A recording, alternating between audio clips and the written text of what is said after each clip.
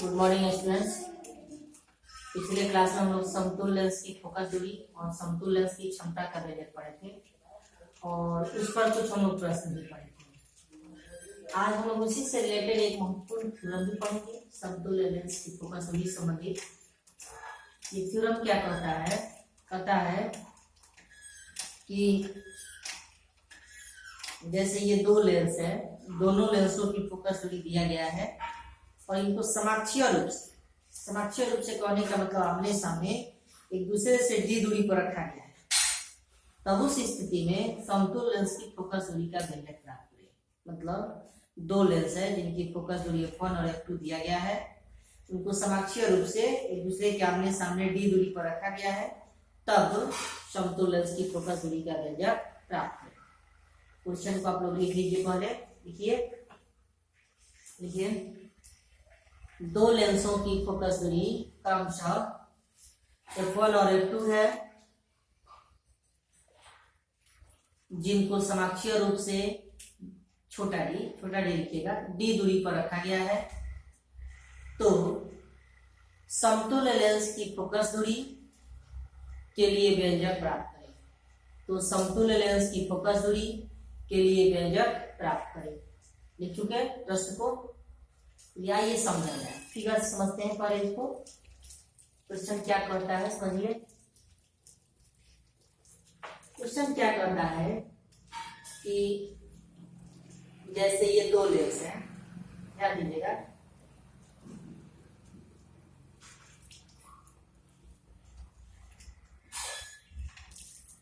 ये दो लेंस, ये लेंस L1 है और ये लेंस L2। इन दोनों की फोकस दूरी दिया गया है। पहले की फोकस दूरी कितना f1, दूसरे की फोकस दूरी कितना है f2। ये दोनों दिया गया है। कह रहा है कि दोनों लेंसों को समाक्षीय रूप से, किस रूप से? समाक्षीय रूप से कहने का मतलब होता है कोएक्सियली, किस बोलते हैं? कोएक्सियली बोलते हैं। इसका मतलब एक दूसरे के आमने सामने कितना दूरी पर रखा गया है? d दूरी पर।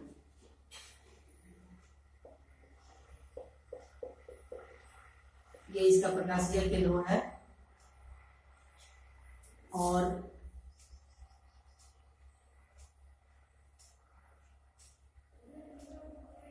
ये इसका प्रकाशीय केंद्र O डैश है, इसका प्रकाशीय केंद्र O डैश। ये दोनों लेंसों के बीच की दूरी कह रहा है कि d। ध्यान समझना है। देखिए यही कंडीशन है, तो समझिए। कह रहा है कि ये दो लेंस है, दो उत्तल लेंस है जिनकी फोकस दूरी क्रमशः f1 और f2 है, जिनको समाक्षीय रूप से d दूरी पर रखा गया है। तब इस स्थिति में समतुल लेंस की फोकस दूरी का व्यंजक प्राप्त करना है। बहुत ही सिंपल है। अगर आप ध्यान देंगे तो आपको प्रत्येक पॉइंट समझ में आ जाएगा और क्लियर विजन होगा। देखिए निश्चित रूप से समझ में आएगा। ध्यान दीजिए। अब हम क्या कर रहे हैं कि एक प्रकाश की किरण जो है ये मुख्य अक्ष के समानांतर चली है। मान लेते हैं कि ये PQ प्रकाश है, इस बिंदु का नाम कीजिए। सपोज कीजिए ये PQ प्रकाश की किरण जो है ये मुख्य अक्ष के समानांतर चली है।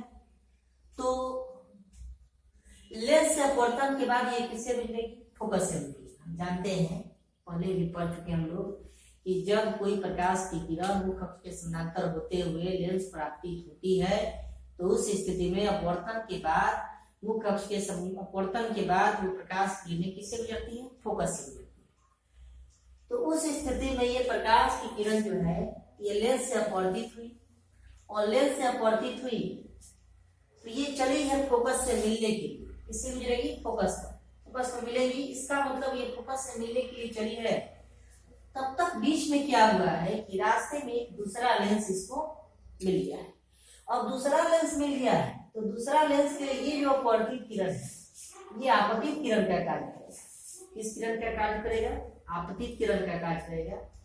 लेकिन सपोज कीजिए कि यदि यह लेंस नहीं होता तो प्रकाश की किरण ऐसे ही जाती और यहां पर मिलती। अगर कब? जब ये लेंस नहीं होता तब। तो हम लोग देख रहे हैं कि इस किरण आरेख में कि प्रकाश की किरण अनंत से चली है, मुख्य अक्ष के समानांतर चली है, तो जब लेंस अपवर्तित होगी तो अपवर्तन के बाद ये किससे मिलेगी? फोकस से मिलेगी। ये प्रथम फोकस होगा क्योंकि पहले लेंस के लिए चर्चा किया गया है, ये पहले लेंस के लिए बताया गया है। ये कौन सा फोकस हुआ? प्रथम लेंस की फोकस, इसको कह रहे हैं कि ये फोकस है। हम एक बात और जानते हैं कि प्रकाशीय केंद्र प्रथम और फोकस के बीच की दूरी को फोकस दूरी कहते हैं। फोकस दूरी को किससे? F1 से। किससे सिद्ध करते हैं? छोटा f से सिद्ध करते हैं, लेकिन पहले लेंस की बात कर रहे हैं, इसलिए यहाँ पर हम क्या दे रहे हैं? F1। क्या दे रहे हैं? F1। चलिए अब आइए यहाँ पर फिर समझिए, जैसे ये जो अपवर्तित किरण है, सपोज कीजिए कि जैसे अगर ये प्रकाश की किरण ऐसे जा रहे हैं मुख्य के समानांतर, तो इस स्थिति में अगर ये लेंस नहीं होता तो प्रकाश की किरण ऐसे ही जाता, अपने पथ आगे की तरफ बढ़ जाता। तो ये आपतित किरण हो गया और ये वाला अपवर्तित किरण। तो आपतित किरण और अपवर्तित किरण के बीच बने कोण को विचलन का कोण कहते हैं।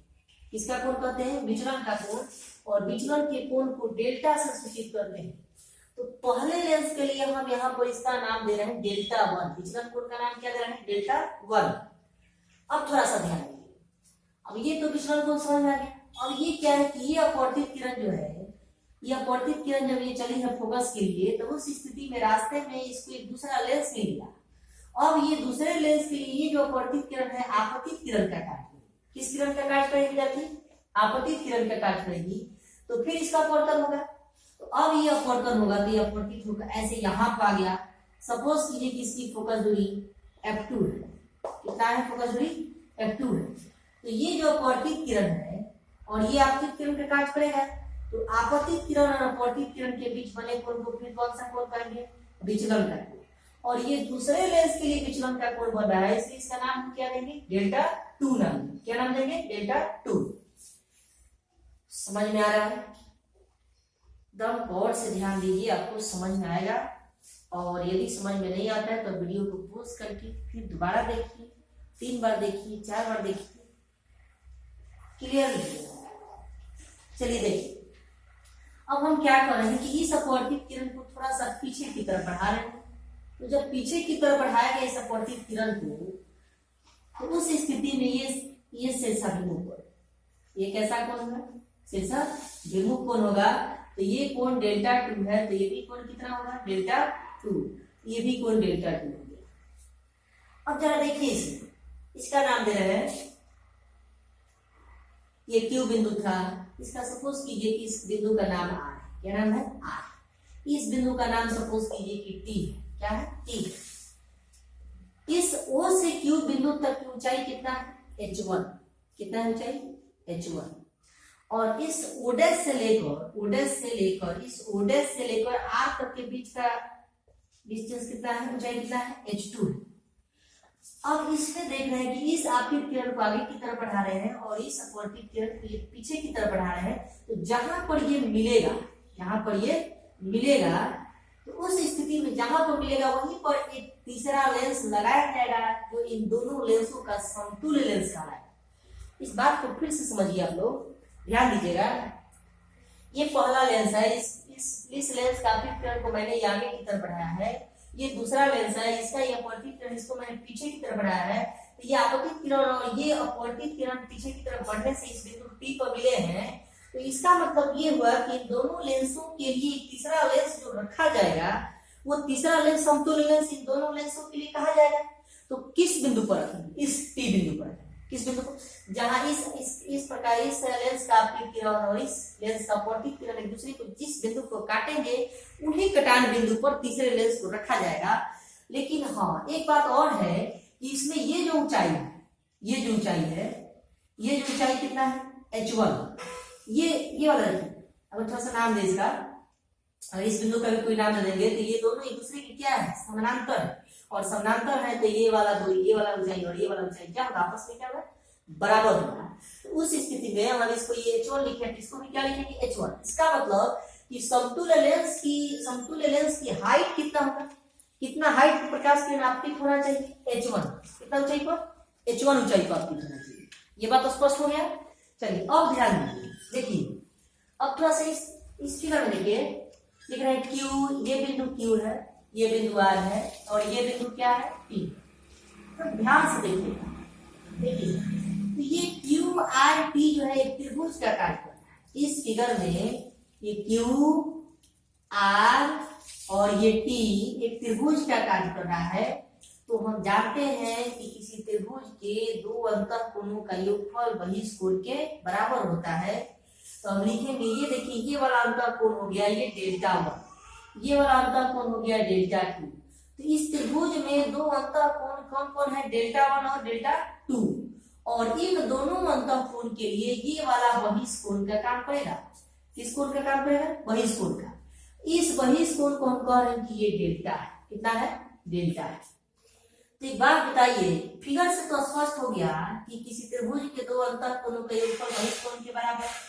इसका मतलब यदि आवश्यकता पड़े तो हम लिख सकते हैं कि ये बहिष्कोण बराबर दो अंतःकोणों का योगफल। इसका मतलब कि डेल्टा बराबर क्या लिखेंगे, delta one plus delta two. Delta one plus delta two बराबर कितना लिखेंगे, डेल्टा। क्या लिखेंगे, डेल्टा। यहां तक स्पष्ट हो गया। ये तो फिगर का अरेंजमेंट है। इसका अरेंजमेंट था, फिगर का अरेंजमेंट। अब फिगर को थोड़ा सा आप एक बार बना लीजिए, फिर इसका हम लैंग्वेज बताते हैं। हम लोग को प्रूफ क्या करना है वो भी बताते हैं। चलिए फिगर बना लीजिए।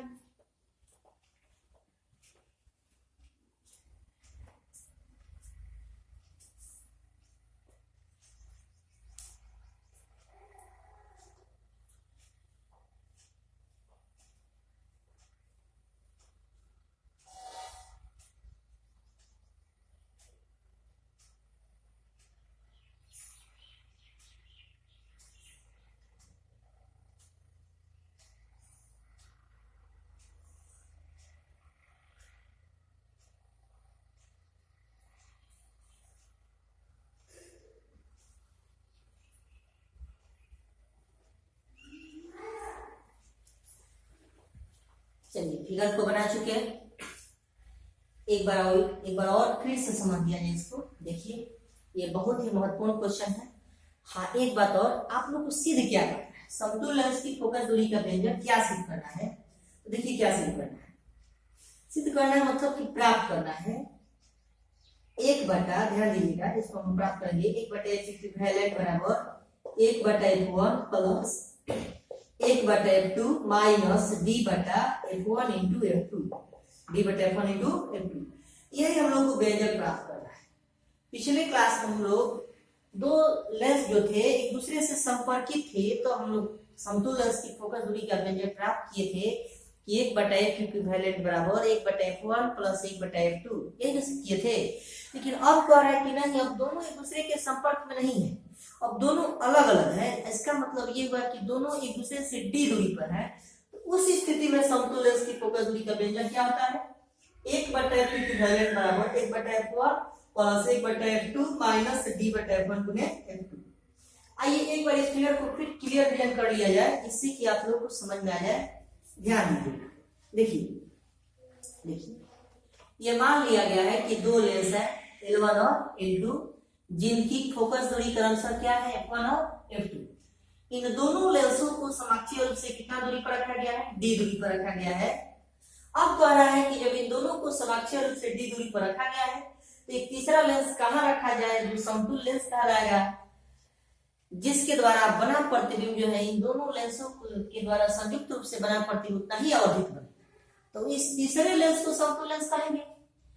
अब इसमें रे डायग्राम को कैसे दर्शाएंगे वो समझिए। देखिए ये पहला लेंस है, कह रहा है कि प्रकाश किरण PQ मुख्य अक्ष के समानांतर होते हुए जब पहले लेंस L1 पर आपतित होती है, किस पर आपतित होती है, पहले लेंस L1 पर आपतित होती है, तो अपवर्तन के पश्चात फोकस से होकर ये गुजरेगी।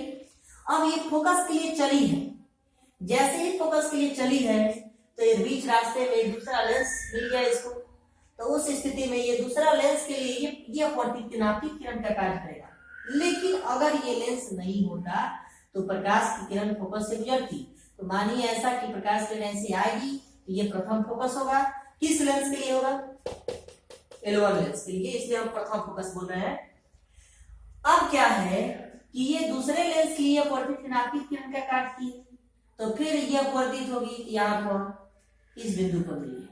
अब ध्यान दीजिए, ये पहले लेंस के अगर इस किरण को आगे बढ़ाया जाए तो आपतित किरण हुआ और ये अपवर्तित किरण। तो आपतित किरण और अपवर्तित किरण के बीच बने कोण को विचलन का कोण कहते हैं। विचलन के कोण को किससे सूचित करते हैं? डेल्टा से। और ये पहला लेंस है इसलिए इसका नाम दे रहे हैं डेल्टा 1। ठीक उसी प्रकार से यहाँ देखिए, ये अपवर्तित किरण है और ये आपतित किरण है। तो आपतित किरण और अपवर्तित किरण के बीच बने कोण को विचलन का कोण कहते हैं। ये दूसरे लेंस के लिए विचलन का कोण है, इसलिए इसका नाम क्या दिया गया? डेल्टा 2। अब क्या है, अब इस अपवर्तित किरण को पीछे की तरफ बढ़ाया गया है, इस आपतित किरण को आगे की तरफ बढ़ाया गया है और दोनों एक दूसरे को जिस बिंदु पर मिलेंगे उसी बिंदु पर एक तीसरे लेंस को रखा जाएगा जो इन दोनों लेंसों का समतुल्य लेंस कहलाएगा। अब ध्यान दीजिए, इस फिगर में देखिए, तो इस ट्रायंगल को देखिए, QRT, इसमें ये वाला कोण कितना है? डेल्टा 1 और ये वाला कोण कितना है? डेल्टा 2। इसके लिए बहिष कोण है। एक बात बताइए, हम जानते हैं कि किसी त्रिभुज के दो अंतर कोणों का योगफल जो है उसके बहिष कोण की क्या होता है? बराबर होता है। इसका मतलब कि डेल्टा 1 प्लस डेल्टा 2 बराबर क्या लिख सकते हैं? डेल्टा। ये आवश्यकता पढ़ने पर हम लोग लिख सकते हैं। चलिए, ये तो बनावट इसका हो गया कि कैसे बनाया गया। एक बार इसका बनावट आप लिखना चाहेंगे तो हम इसको बोल रहे हैं, आप ध्यान से सुनकर लिखेंगे। बस जो बनाया गया उसी को बोल देना है, जो फिगर में दिख रहा है उसको बोल देना है। चलिए बनावट सुनिए कैसे बोलेंगे। देखिए, माना कि दो लेंस L1 और L2 है जिनकी फोकस दूरी क्रमशः F1 और F2 है। इन दोनों लेंसों को समाक्षीय रूप से D दूरी पर रखा गया है, जिसके समतुल्य लेंस की फोकस दूरी का व्यंजक प्राप्त करना है। ये सिंपली इतना भी आप लिख सकते हैं। ज्यादा लिखना चाहेंगे तो ज्यादा, जैसे फिगर में जो चीज बनाए हैं उसको भी लिख सकते। एक बार और इस 2 लाइन को समझ लीजिए। 2 लाइन लिखना तो बहुत जरूरी है। फिर से माना कि दो लेंस L1 और L2 है जिनकी फोकस दूरी क्रमशः F1 और F2 है। इन दोनों लेंसों को समाक्षीय रूप से D दूरी पर रखा गया है। इस स्थिति में समतुल्य लेंस की फोकस दूरी का व्यंजक प्राप्त करना है। अब प्राप्त कैसे करेंगे ये ध्यान दिया जाए। चलिए आइए समझो जाए। देखिए, हम लिखेंगे चित्र में। देखिए तो कैसे प्राप्त करेंगे, ध्यान दीजिए। लिखेंगे चित्र में,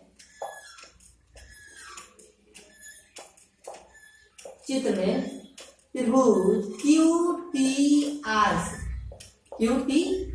ध्यान दीजिएगा। इस त्रिभुज को देखिए,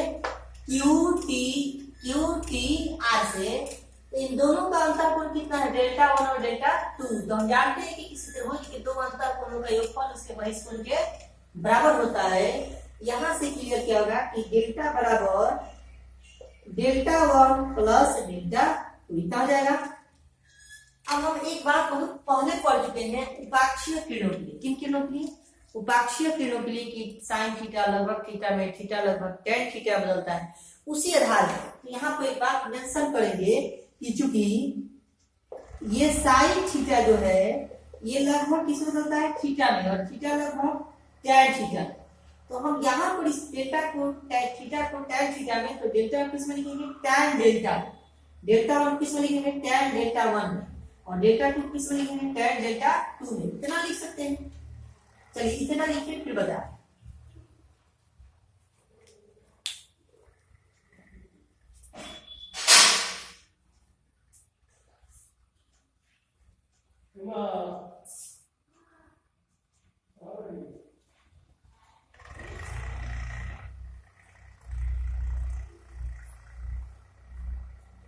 चलिए ध्यान दीजिए। देखिए इस फिगर को मिटाना है, फिगर कर सकता नहीं है। इस आधार पर लिखेंगे। देखिए कि tan डेल्टा, इसे लिखेंगे tan डेल्टा बराबर tan delta 1 plus tan delta 2 plus tan delta 2 इतना लिख सकते हैं। याद कीजिए, आप लोग को पतले लेंस के द्वारा किरण का विचलन पढ़ाया गया था कि अगर tan डेल्टा होता है तो वहां लिखते हैं h/f। क्या लिखते हैं? h/f लिखते हैं। तो हम लोग tan डेल्टा की जगह लिखेंगे h पर tan। लेकिन ये जो tan डेल्टा है यहाँ आपको फिगर में समझना है, ये डेल्टा जो है ये समतुल्य लेंस के लिए है ना, इसके लिए ऊंचाई कितना है h1, और इसकी जो फोकस दूरी होगा उसको हम लोग कहेंगे समतुल्य लेंस की फोकस दूरी। इसका मतलब एक इक्विवेलेंट से सूचित करेंगे। किससे सूचित करेंगे? एक इक्विवेलेंट से। तो क्या होगा देखिए, लिखेंगे h1 बटा f इक्विवेलेंट बराबर यहाँ से tan डेल्टा 1। देखिए तो tan डेल्टा 1 ये पहला लेंस के लिए है, तो लिखेंगे h1 बटा पहला लेंस के लिए फोकस दूरी f1 प्लस, अब दूसरा लेंस के लिए देखिए यहाँ पर क्या है डेल्टा 2, तो लिखेंगे h2 बटा दूसरे लेंस के लिए ऊंचाई कितना है h2 बटा f2। इसको हम कह रहे हैं कि समीकरण नंबर फर्स्ट। इतना समझ में आया? चलिए इतना नोट कीजिए, फिर आगे बता नोट कीजिए।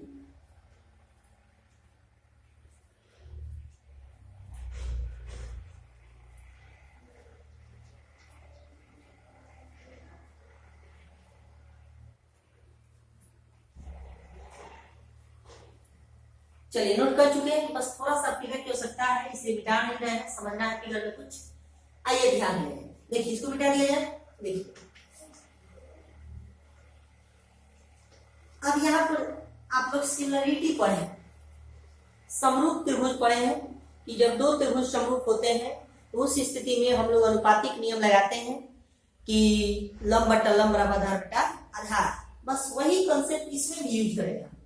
देखिए कौन सा, देखिए तो जरा, ये देखिए त्रिभुज ओ क्यू F1, ये बड़ा वाला ट्रायंगल ओ क्यू F1 त्रिभुज, ये बड़ा वाला, और इस त्रिभुज को देखिए ओ डैश आर F1, ये दोनों त्रिभुज आपस में क्या है समरूप है।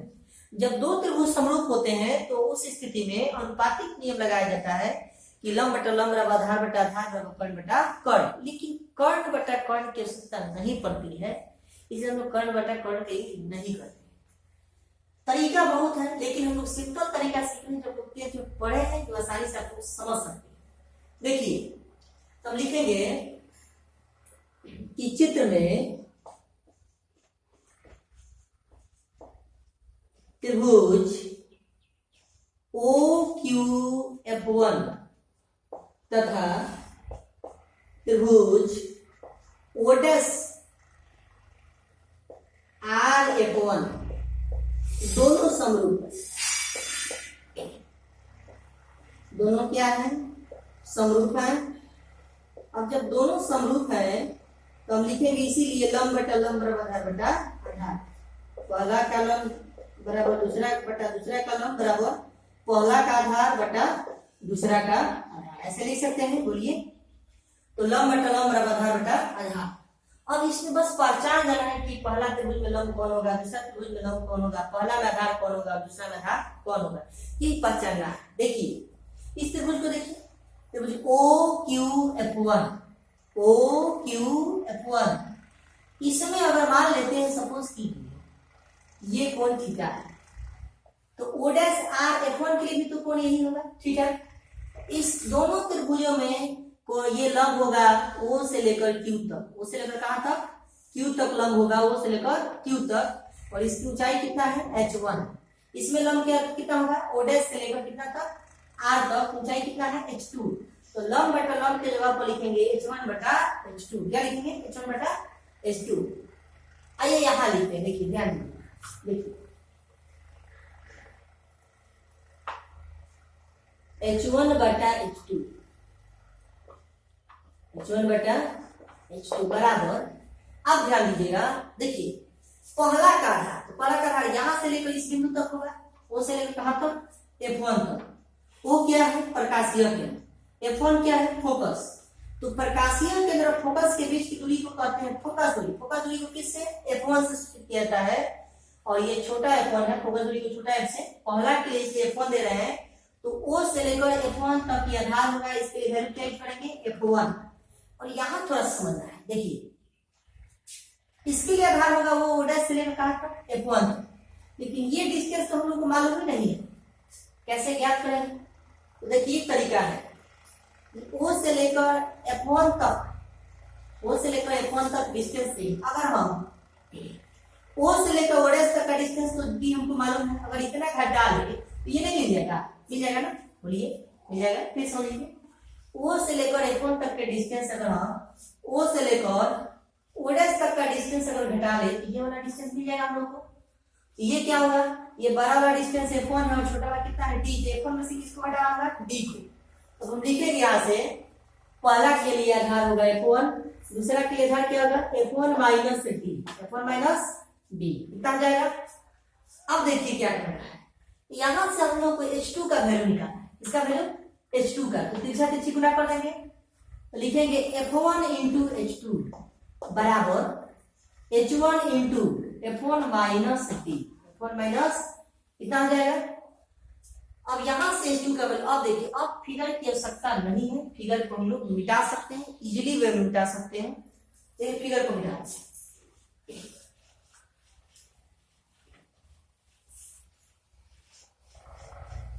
थोड़ा सा ध्यान दीजिएगा तो समझ में सब आ जाएगा, नहीं ध्यान देंगे तो समझ में नहीं आएगा। और ऐसा नहीं है कि आप नहीं समझ रहे हैं तो और विद्यार्थी नहीं समझ रहे हैं, वे समझ रहे हैं, वे आपसे आगे हो जाएंगे, इसलिए आपको भी समझना बहुत जरूरी है। देखिए यहां से लिखेंगे, इसीलिए H2 बराबर क्या होगा H1 into F1 minus D बटा में कितना होगा F1, बटा में कितना हो जाएगा F1, इतना हो जाएगा ना। अब ये जो H2 का वैल्यू मिल गया तो आप लोग को याद है समीकरण 1 में मिला था H1 बटे F इक्विवेलेंट बराबर H1 बटे F1 प्लस H2 बटे F2। तो वहां पर समीकरण 1 में H2 का वैल्यू रखेंगे तो कुछ मिलेगा हम लोग को। देखिए लिखेंगे समीकरण, इसीलिए समीकरण 1 से अब समीकरण 1 क्या है, देखिए समीकरण 1 था H1 बटा F इक्विवेलेंट बराबर H1 बटा F1 प्लस H2 बटा F2, यही ना था।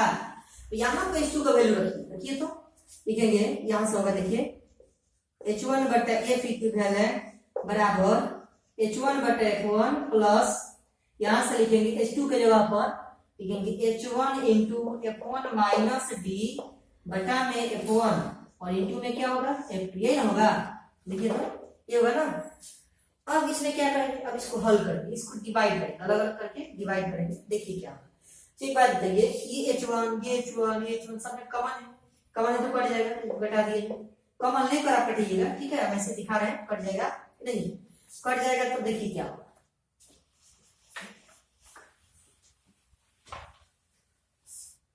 देखिए लिखेंगे यहां से मिलेगा हम लोग को कि 1 बटा F इक्विवेलेंट इक्वल टू 1 बटा F1 प्लस यहां से बचेगा, देखिए क्या, यहां से भाग दीजिए, इसमें भागिए तो F1 में F1 गुना F2 से, ये होगा F1 बटा F1 into F2, F1 into कितना हो जाएगा माइनस D बटा F1 इंटू कितना हो जाएगा ना। अब देखिए तो यहाँ से क्या है, ये F1 कट जाएगा, अरे कट जाएगा क्या बचेगा 1 बटा F इक्विवेलेंट इक्वल टू 1 बटा F1 प्लस 1 बटा F2 माइनस D बटा F1 गुने F2। और यही होता है व्यंजक, समतुल्य लेंस की फोकस दूरी का व्यंजक। कब, जब दो लेंसों को जिनकी फोकस दूरी क्रम से F1 और F2 दिया हो, समाक्षीय रूप से D दूरी पर रखा जाता है, तो उस स्थिति में समतुल्य लेंस की फोकस दूरी का व्यंजक क्या आता है 1 बटा F इक्विवेलेंट बराबर 1 बटा F1 प्लस 1 बटा F2 माइनस D बटा F1 गुने F2। ऐसा समझे, ये बहुत ही महत्वपूर्ण क्वेश्चन था, 5 अंक में बिहार बोर्ड में कई बार पूछा गया है, आप लोग इसको विशेष कर ध्यान दें, विशेष कर। चलिए ये तो समतुल्य लेंस की फोकस दूरी मिल गया। अगर यहीं से कहता कि जब दो लेंसों की फोकस दूरी क्रम से F1 और F2 है, जिनको समाक्षीय रूप से D दूरी पर रखा गया है, तो उस स्थिति में समतुल्य लेंस की फोकस दूरी का व्यंजक मिला ही मिला, समतुल्य लेंस की क्षमता का व्यंजक क्या है उसको कैसे ड्राइव करेंगे। देखिए समतुल्य लेंस की क्षमता का व्यंजक हम थोड़ा सा हेडिंग देंगे यहाँ पर,